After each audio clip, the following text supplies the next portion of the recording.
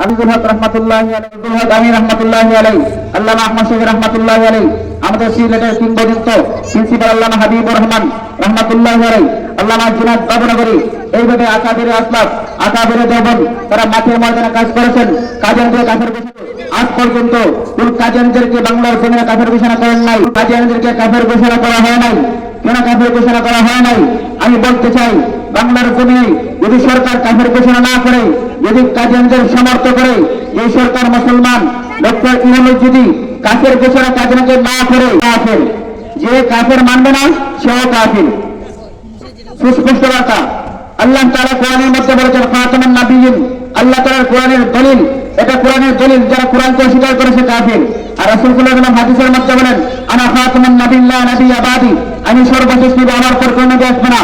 অন্য হাদিসের মধ্যে বলেন আনাল আকিবু, আকিব মানে ইট, যে কোনো একটি দালান তৈরি করতে হলে ইটের প্রয়োজন হয়। একটি ইটের প্রয়োজন ছিল। নবীগণ আদম আলাইহিস সালাম থেকে ঈসা আলাইহিস সালাম পর্যন্ত একটি ইট ফাঁকা ছিল। রাসূল সাল্লাল্লাহু আলাইহি ওয়াসাল্লাম বলেন আনাল আকিবু, আমি হলাম সর্বশেষ ইট, আমার পরে যে ইটের কোনো প্রয়োজন নাই। আমার মধ্যে আল্লাহ তাআলা নবীগণদের খতম করে দিয়েছেন।